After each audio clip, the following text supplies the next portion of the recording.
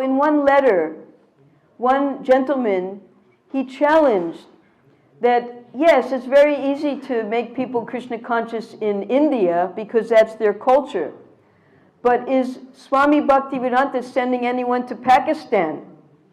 So when Prabhupada read this, he decided that now we're going to take challenges, real risks. And he sent 2 disciples, one to East Pakistan, Gargamuni, and another disciple, Brahmananda, to West Pakistan to preach. Now, what they didn't know was that at that time, 1971, there's going to be a civil war. How many of you were alive at that time, 1971? Maybe you remember that war, particularly in Bombay. It was so the disciples had gone to East and West Pakistan to preach, and Prabhupada was so worried about them because they were stuck during this war. So then Prabhupada decided that not only will we take risks in Pakistan, but he was going to send devotees to China, which was completely communist, and he wanted to enter Russia. And Russia at that time was very friendly with India. In fact, India, if you remember then, with the socialism and the secularism that was being set up by the government at that time, we were here then at that time, there were big banners across the roads, work is worship, and there was a lot of tendency for the Indian people to be favorable to socialism and communism. So Prabhupada wanted to devise some way that he could enter Russia and plant the seed of Krishna consciousness, which was practically an impossible endeavor. But he did it.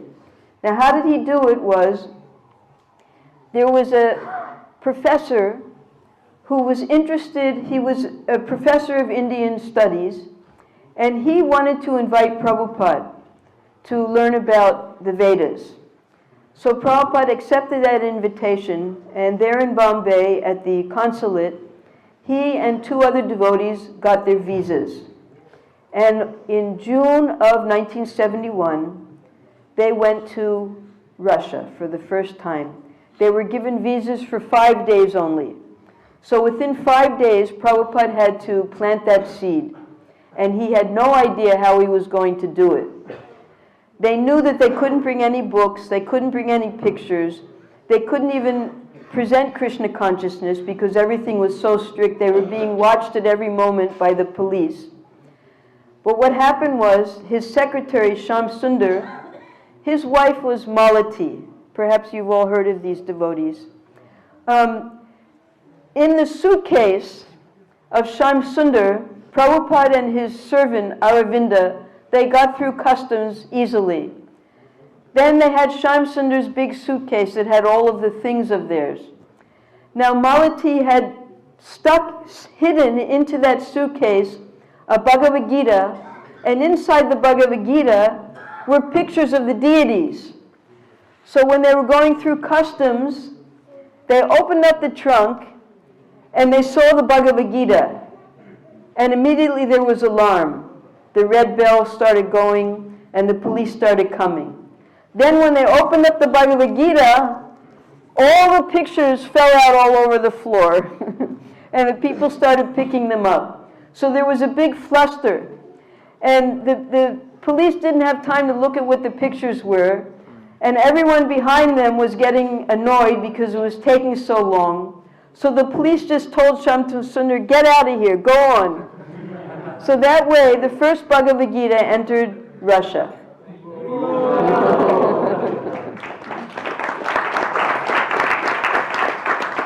So they still weren't free. As soon as they stepped into Russia, they had a guide who wouldn't leave them for 1 minute. It was a woman. She took them to the hotel. She made sure she gave them coupons for food that they could use at the shops because everything was communist. There was no money, very little money. So they had to use these coupons to buy food. There was no food either. There were milk products, and Shyam Sundar was able to get 1 old cabbage and 3 potatoes for Prabhupada. And that first night, that was how they lived. Then, finally, the next day, Prabhupada and Shamsundar went to the Red Square. Now, the Red Square is where their leader, Lenin, is buried. And they keep his body in a tomb for everybody to come and have darshan. So and the people would wait overnight, stand in line to get in the morning time. So when Prabhupada saw this, actually tears came to his eyes. And he commented that every day we're seeing Krishna, and he's so beautiful playing his flute. And these poor people, all they have is a dead body to take darshan. So he later explained that there's a natural tendency to worship. Just as we are worshiping God, as we're worshiping Krishna, they also want to worship, but they're not allowed to worship God, so they're worshiping Lenin, this dead body. So on this takeoff, Prabhupada began to preach in Russia. He tried to preach to the scholars. The next day they went to the institute where Professor Katofsky was. He met about 4 of the professors, but they were so afraid to even hear what Prabhupada was saying. The Prabhupada had no way to preach successfully with them. Then Shamsundar, actually the pilot of the plane, took them to this institute. The pilot was Mr. Lal, and he had attended the Cross Maidan festival and was very impressed by Prabhupada. So he took Prabhupada into the airplane when they were flying there, and for half an hour Prabhupada was there with the pilot. And when Prabhupada came out, he said that this 747, which was the biggest planes in those days, it can't run without a pilot. In the same way, this whole universe can't run without a pilot, and that pilot is Krishna. So Mr. Lal dropped Prabhupada and the 2 disciples to Professor Katofsky's place, but then Mr. Lal had to go to... So at the end of the short meeting, they asked Professor Katofsky to please find them a taxi. So the professor said, there's no way I can find you a taxi. There aren't any. You're going to have to walk 3 kilometers back to your hotel. So while Prabhupada and Shamsundar were walking back, one taxi appeared. And they got in, he drove them to the hotel, but they didn't have any money. So the taxiwala, when he saw that they were saints, that Prabhupada was a saint, somehow or other with the lack of language, he could understand that this was a saint.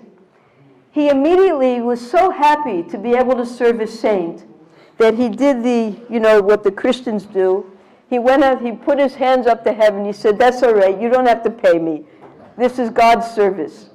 So he said it in Russian. So Prabhupada, he saw that the people, actually they had a natural attraction for God, but the government was so oppressive. Prabhupada said that within 20 years, this government will collapse because it's all based on fear. So that is exactly what happened. Within 20 years, the communist government collapsed and the people were freed. Now, Shamsundar, after this experience, he decided he's going to have to get some money. So he was going to the bank, and he saw 2 young men. One was Indian, and the other was Russian. The Indian said, you want to change money? I'll change the money for you.